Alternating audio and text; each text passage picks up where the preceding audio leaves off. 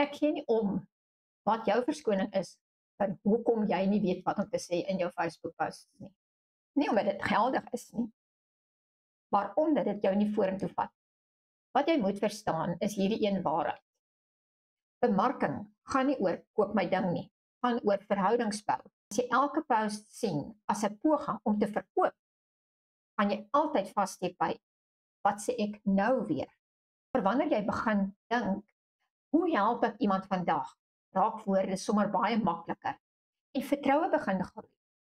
En hier is die deel wat dit dalk ongemaklik is. As jy nie bereid is om anders te dink oor bemarking nie, gaan jou besigheid oor 'n jaar nog presies op dieselfde plek wees.